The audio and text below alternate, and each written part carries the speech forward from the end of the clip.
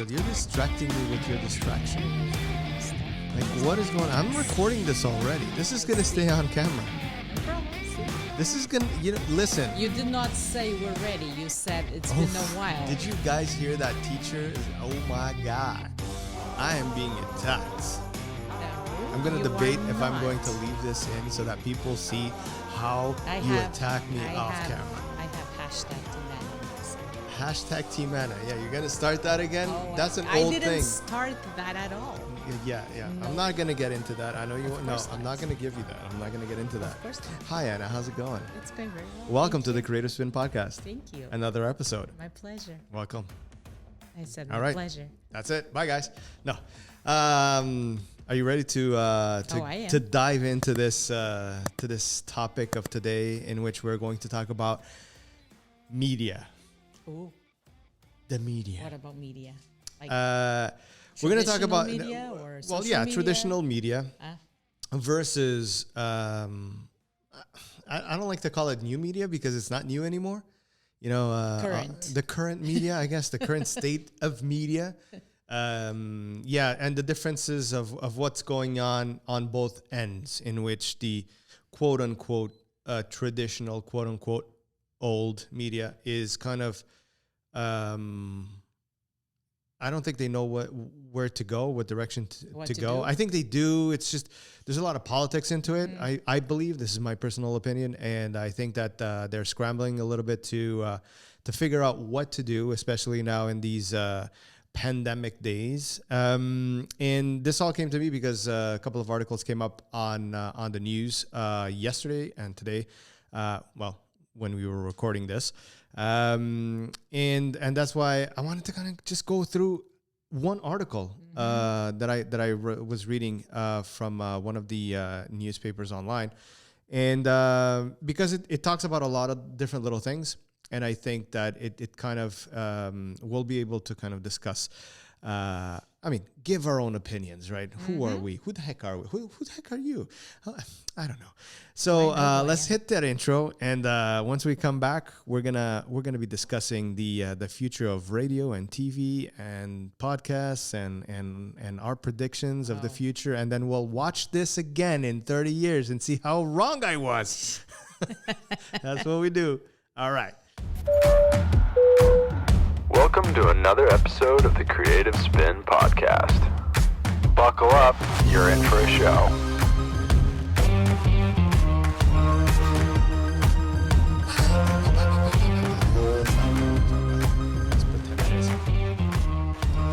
All right, so the news that was out there, and I know you read this as well, it was all about how there might be as many as 40 local TV outlets and about 200 Canadian radio stations that might be forced to close their doors within the next 3 years.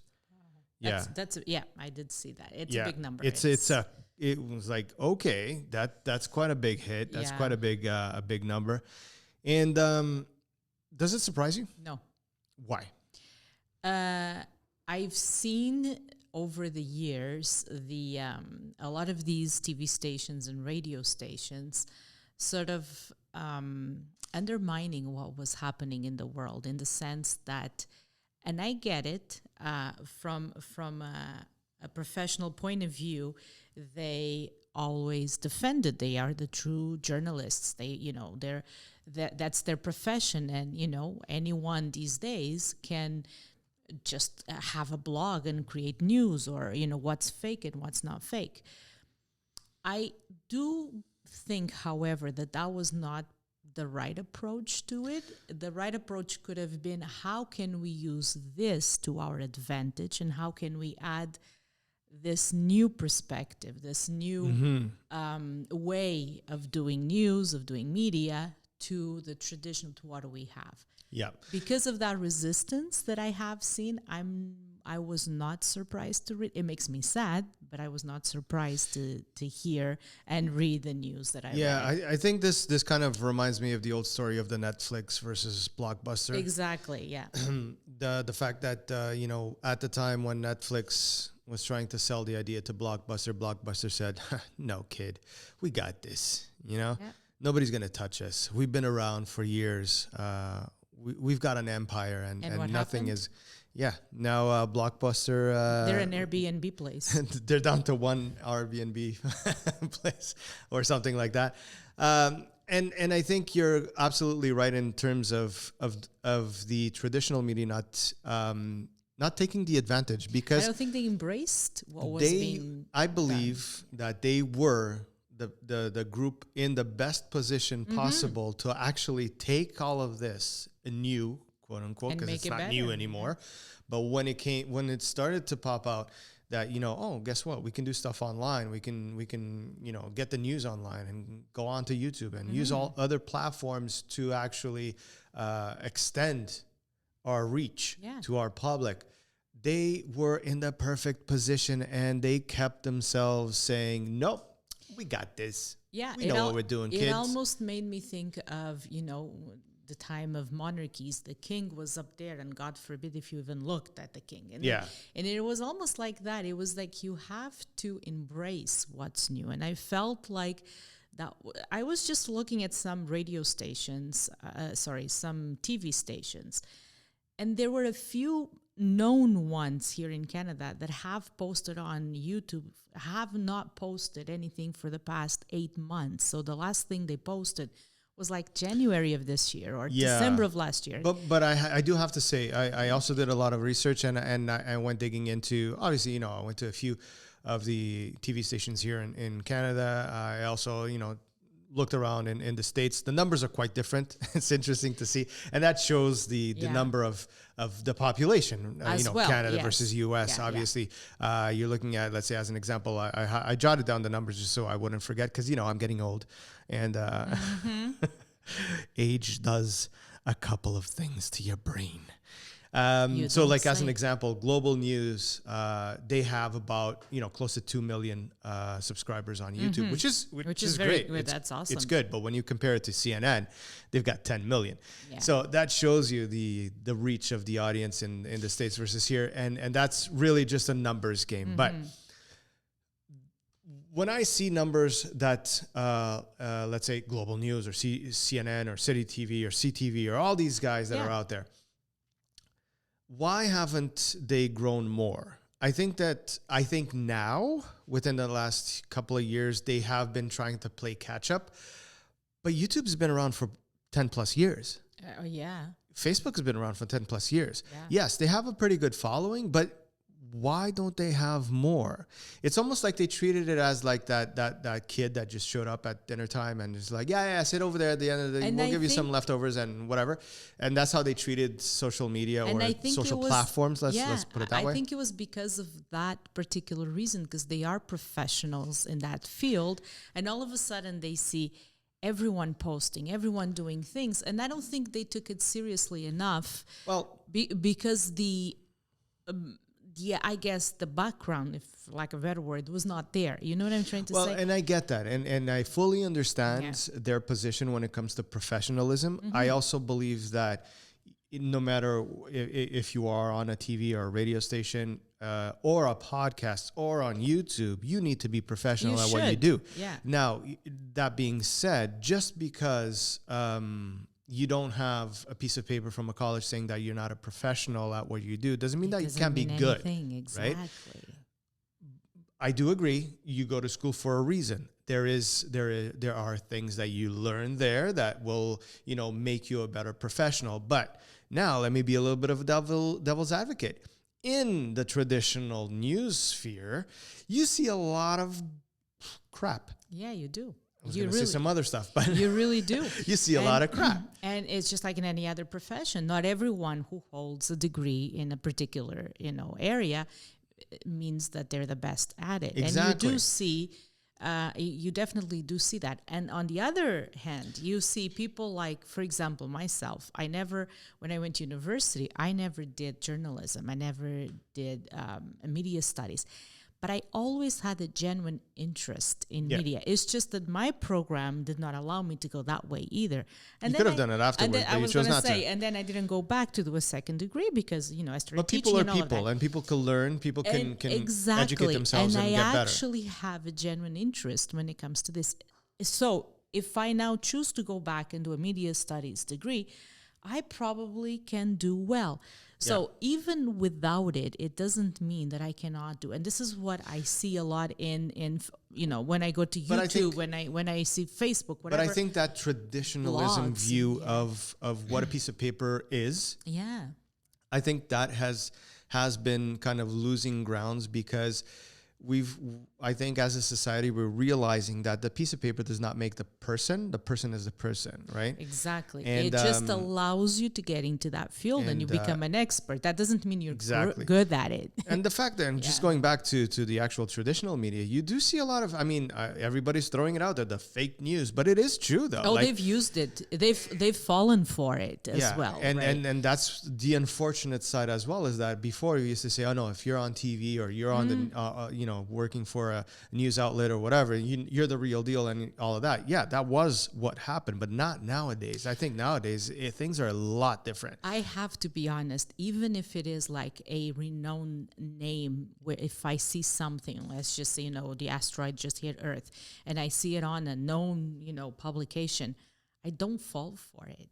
And maybe that's my issue, but I always need to double check in 2-3 different sources. Yeah. And once I see it in 2-3 different sources, it can still be fake news, but the And chances then are it's not so very much the slim, fake right? news is I find, and especially I think you see this a lot in the States. You see it here too, but even more in the States is the whole political side of news nowadays, where they just kind of like, And they're very biased. they kind of sway one way Yeah, or they're right or very left or up and biased. down or Yeah. blue or green or red, whatever it is, and you see that, you feel that when they're interviewing There someone. are many ways of communicating the same idea. Yeah. And that's what your bias, even as a journalist, because don't tell me you're objective. It's impossible as a human being to be fully objective. Yeah. And so you do see that bias, right? And then as on this side, on this end, we need to be critical thinkers and think, okay, how? And then there's a sensational titles, and you know, a lot of times I see titles that are like, wow. And when I start reading, because I'm more of a reading kind of person, when I start reading the news, I'm like, that title doesn't really match what I'm reading. Exactly. You know? It's the clickbaity titles. But listen, I get it. Yeah. You know, there's so much out there. You need to have something to hook the audience in. And that's the purpose of a title. But just don't make it so sensational. wrong. Right? So in this article, I just want to go back to the article so that we can go through some of these points and then kind of discuss what could have been done or what can be done or what will happen. I don't know. Again, this is just two people here having a conversation about this article. Apparently, so the Canadian Association of Broadcasters, with this report that they issued, they're saying that the job cuts and the as into TV and radio broadcasters, they actually have a revenue shortfall of up to $1 billion, and this is estimated by the end of 2022. And this is why all of these closures are going to happen. This is kind of, in a weird way, I'm sad because I am a radio Me too. person. I love listening to radio, but not only music radio. I love listening to talk radio. I listen to Talk 1010 a lot, and other radio stations in the city. I love the art form. I love doing this. I grew up the listening to the podcasting. radio. Yeah. What I find is that I don't understand why radio didn't start, quite a few years back, integrating with these new platforms online. Yeah. It's kind of like now everybody's playing catch up. It's like, oh shoot, like look how many podcasts are out there now. We have a radio station. Let's start putting these things online and Someone you've never heard of is a very famous podcaster. Yeah. Or, so, and I think that's what got their attention is like, okay, in the beginning, it's like, whatever, he's just doing or she's just doing a podcast. We're the radio station. And now all of a sudden, when you see some of these podcasters having a reach of like millions of people per episode, they go, oh, okay, we don't have those many people. Yeah. What's going on here? That guy that we say is unprofessional and doesn't know what they're doing and swears a lot online and does all that stuff, all of a sudden, millions. They open their mouth and they reach millions. And I think now everybody's playing catch up. And that's where I'm like, damn, why didn't you just see this coming? Like, who is taking care of this stuff on their end that doesn't see it coming like that? Like, would you think that people, I mean, the internet is evolving like crazy fast, and wouldn't you see this happening? I mean, we had these conversations 10 years ago, we man. Did. And I also wonder, and when we were having this conversation, I remember us saying that maybe they did have someone, a junior in the team telling them, but sometimes the age plays a factor. Maybe that person was too young. He or she didn't know what he or she was talking about, right? That was probably the person they should have listened to. Maybe not go carry on with the full program, but maybe, you know what, just let me stop and giving them a chance, giving that idea, at least that suggestion a chance. Exactly. And this is where I think a lot of these, and not just the media, I see a lot of even business failing in that sense, is that there is that young person who understands the current trend and no one pays attention to also them, have to say, right? I'm playing a lot of devil's advocate here today. But I also have to say, just because they're young doesn't mean that they understand everything that's going on. But this is what I'm saying. Like, treat it with a grain of salt, but listen to it. Yes, right. You gotta pay attention to it, and then do that.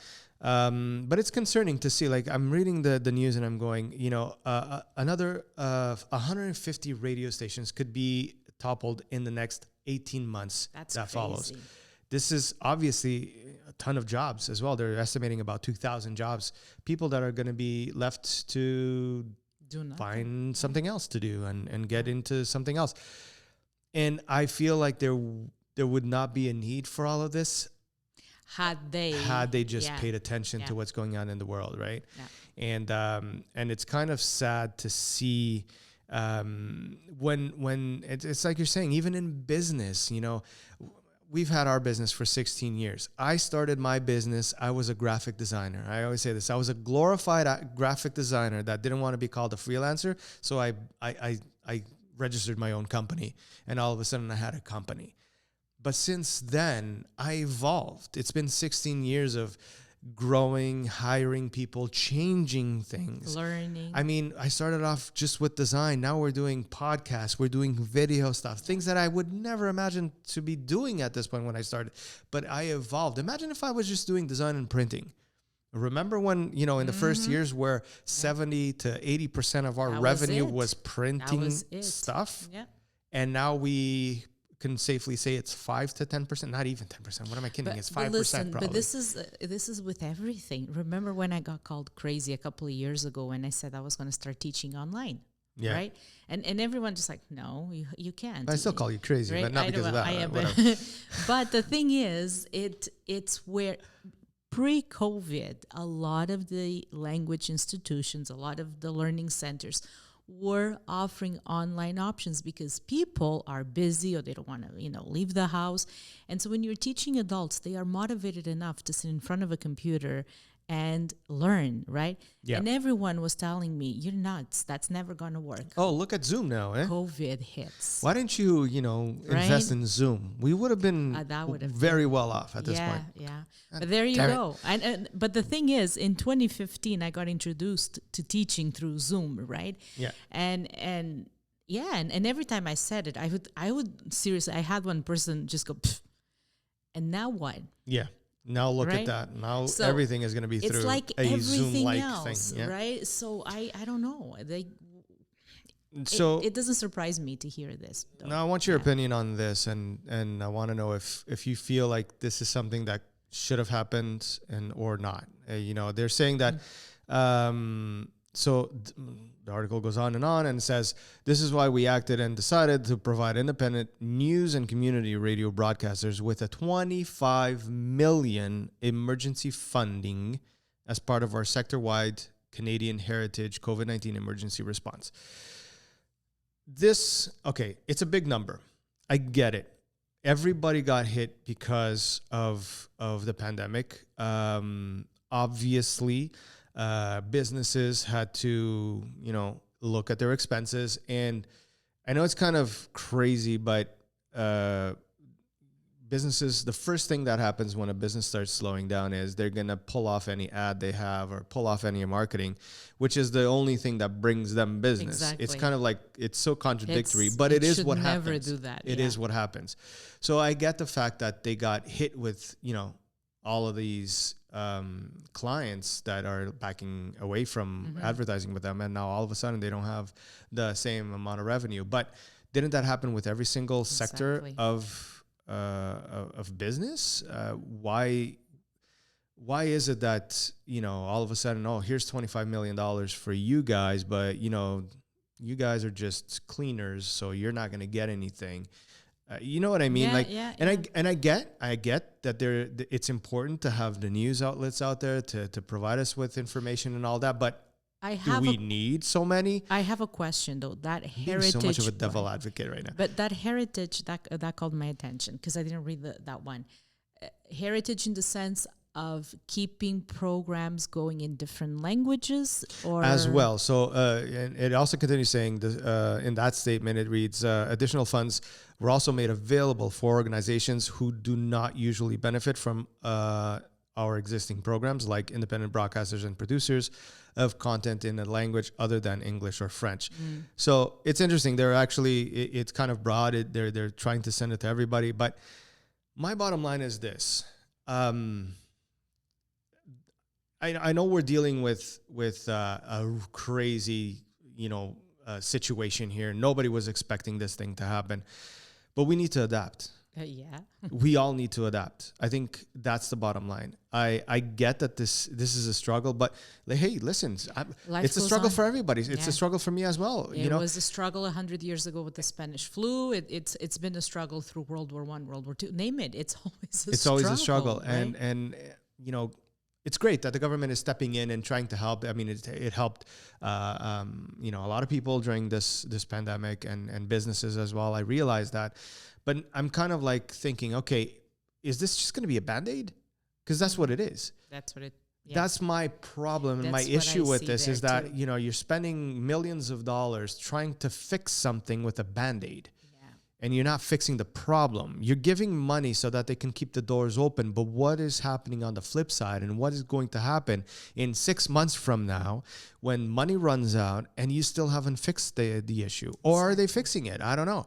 Probably they are. If anybody that's watching this or listening to us is within, the traditional media and knows of some kind of program or some kind of change that is happening with their radio station or their TV station. I mean, comment below. It would be great to actually talk to them and find out. One of the things that I'm wondering, and that's the other thing I just wanted to say. Like, I might sound like I'm going against traditional media. I'm not. I'm not going. I'm not. I actually, I kind of feel bad.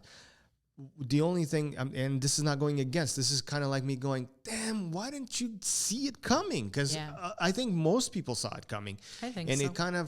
it really actually pisses me off to see businesses disregard what's coming when they can see what's coming. Yes, the pandemic accelerated that, probably. But the problem was there. Everybody could see that. Yeah. Right? And it's kind of, it's just one of those things, man. And then I'm wondering, because again, as you know, I'm not a TV person, but I am definitely a radio person. Like for me, if and that's what caught my attention was, it's like, oh man, I can listen. Yeah, I have my Spotify list and whatever. Yeah. But I love radio.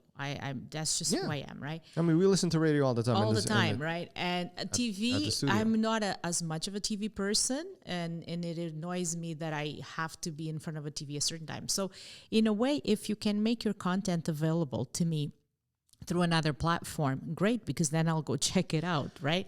But there's a couple of things in here that I'm questioning. One is the heritage. While it is important and we're a multicultural society, and I'm the first one to fight for that, my question here is it worth it nowadays to carry on with programs on be it TV or radio stations that are not in English or French. Like, how big are the communities to justify that? Because, and I'll give an example. My parents are in their 70s. My mom now learned how to work with an iPad. She's playing with that iPad. And that woman does not listen to any radio station from Canada. She likes to listen to whatever radio station she's looking. So if I tell her you know what, there's this radio station that no longer broadcasts in Portuguese for you, she'll say no problem, because I can find a radio station from Portugal, for example, right? But my thing is, shouldn't they be looking at maintaining that heritage before the second and third generations who actually speak English and or French, but maintaining it from a different point of view?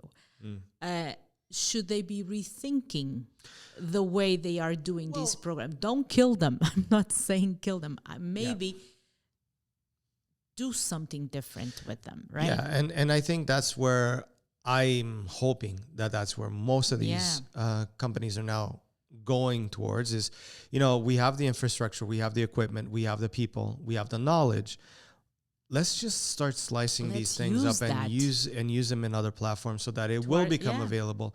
And probably, instead of spending so much money doing one thing, now, guess what? You're going to bring in a marketing guy or someone that can, put all these things into other platforms online and make it available online for other people and start getting a bigger audience there. Hopefully, the ones that do survive, I mean, it's going to be, these numbers are kind of crazy. I don't know the full amount. I didn't research that. I don't know the number exactly of how many radio stations are out there in Canada, but that's 200. That's going to be a lot. Scary amount. So I don't know how this is going to work out. But listen, the Creative Spin podcast is going to be here. So if you're going to be looking at the TV and your stations or your radio stations aren't going to be there as well, we're here. Hopefully they'll start their podcasts as well. I mean, it's been crazy the amount of new podcasts now. By the way, it was in the past a year or so? No, it's 6 months. I would say, was it COVID? Exactly, 100%. People were getting into it. But COVID is like, okay, people are sitting at home. What am I going to do? Oh, there's this podcast thing going on. Okay, what do you need? A phone? Okay, I got that. Let me do a podcast. All of a sudden. And it's so cool because you're getting so many different programs. I'm calling them programs now because it's just like when you're going through the TV stations and you find that show that you like. This is now it, man. You got so many notifications for book because I like to listen to different book podcasts. I couldn't keep up. Like if I were to listen to all of these, and some of them they're not my style, but I couldn't. So I'm just sticking to the one that I was listening to before. I might start listening to a different one or so other than the Creative Spin podcast. Yeah. Well, that one you have to listen to it twice a day. But you can't keep up. That's the thing. You really can't. All right. Speaking of not keeping up, I'm not keeping up with you anymore. I'm basically done recording here. We're off to do some other stuff. If you guys that are listening or watching us want to comment on this, give us your opinion. What do you think about the new media? What do you think? Where do you think this is all going? What do you think is going to happen with the older media that's out there? Should they, get their act together and do some more stuff onto the platforms? I think so. Let us know in the comments. Hit that subscribe. Give us the likes. Give us the love. Talk about us. Share us. Do whatever you want. We love you guys, and we'll catch you on the next one. Bye. Today's podcast is brought to you by Workplace One, a company offering boutique private offices, co-working spaces, and virtual office solutions, as well as meeting rooms in the best neighborhoods of Toronto and Kitchener-Waterloo. Ideal for entrepreneurs, companies, and passionate business people. Workplace One is where you want to be with your business. For more information, go over to workplaceone.com.